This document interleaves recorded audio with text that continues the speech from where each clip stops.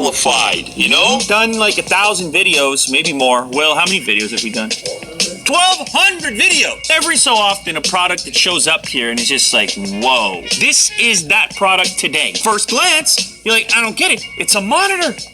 Big deal. Seen them, have one, but this one is different. This one packs more pixels than anything I have personally ever feasted my eyes upon. 8K monitor. 8K, 7680 by 4320 pixels at 60 hertz.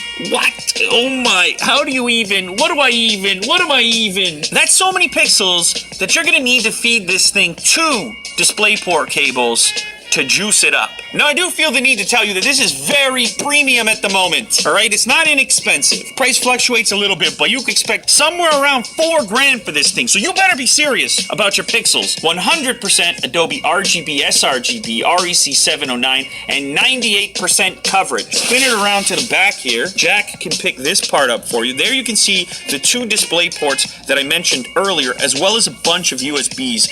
4 USB ports so you can keep your peripherals plugged into this thing, and then a single USB cable to the system that you're using. The display size itself, 31.5 inches diagonally. What do you say? Shall we jump inside this box?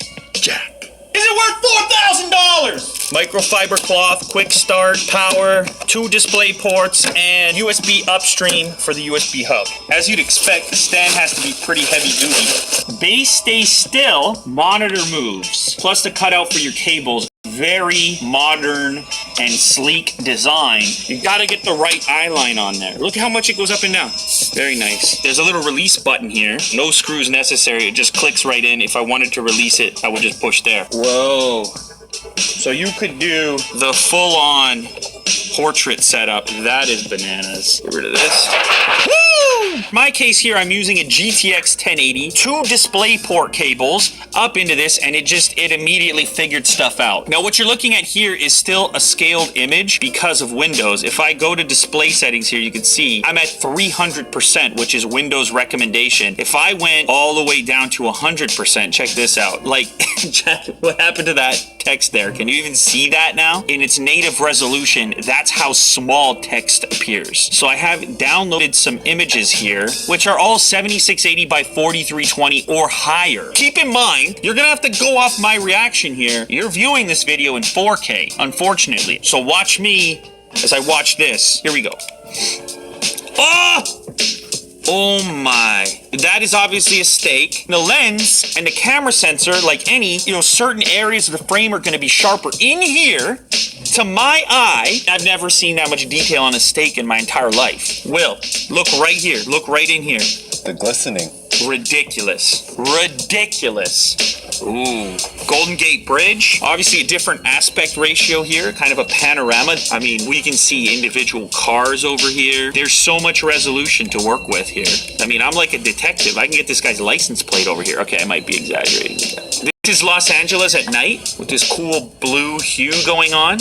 I don't know if you guys can fully appreciate this, but look at that. I mean, you can individual windows over here. It's just so much more resolution than 4K. This is maybe my favorite, and I'm still unsure if it's a real photo or computer generated, but it doesn't really matter. When you look in this section right over here, I mean, even at a 10x zoom, look at that in there. What are you talking about? Up into the trees here? I've never looked at another 8K one, so I've never seen an image this wonderful. Surprisingly, the streaming is working pretty good over our wireless network. This is an 8K video, and I mean, it kind of speaks for itself, to be honest. There's actually a surprising amount of very beautiful 8K footage on YouTube that you can enjoy if you have one of these monitors. Obviously, very few people do, but there are 8K cameras out there, and this is the effect you can get. This is what individuals shooting on those cameras, this is what they see before they publish. This is better than some of the still images I downloaded. Each frame, a ridiculous amount of resolution. As of right now, these guys are ahead of the curve. Gaming, that's a whole different story when you're pushing this many pixels. But certainly for any kind of photo editing, graphical work where you need to see incredible detail, as of right now, what else are you gonna put on your desk? Besides, you've probably got $4 or $5 grand burning a hole in your pocket, right? You gotta do something with it. Get yourself a few extra pixels. Actually, this is the perfect time to ask you a question.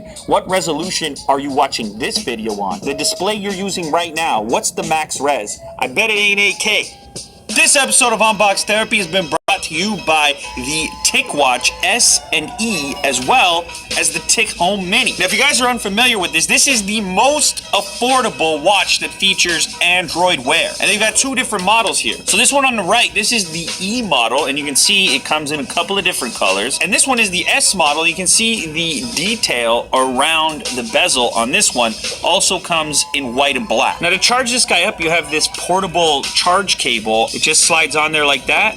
Boom. Charging. So these guys raised over $3 million on Kickstarter and have recently began shipping this model out. It's got enhanced GPS tracking, step counter, heart rate monitor, and so on. And since it runs Android Wear, of course, you have the entire universe of Android Wear apps that you can load on here. It's also water-resistant IP67. This right here, if Jack can pick that up, that is the heart rate sensor. So if you're looking for an affordable but still high-quality Android Wear watch, you're going to want to check out TicWatch. Now, next up is the TicHome Mini, which, as you might have guessed from the name, it's a lot like the Google Home Mini, but with some added functionality. In fact, this device here is a little more rugged, it's splash-proof, and this one is truly portable because it has a built-in battery. I remember when the Home Mini came out, you know, that'd be nice as a portable speaker as well. Well, that's what this one here does. This is what it looks like, and you'll notice it even has a little carrying strap, and since it's splash-proof, you could bring it down to the beach and so on. Plus, you have large tactile buttons, but then the convenience of having Google Assistant built in, so you can ask it questions, you can search things, and so on. So thanks to TicWatch and TicHome Mini for sponsoring this episode of Unbox Therapy. There's a deal right now, so you can save some cash on either of these devices, 20% in fact. Check out the details.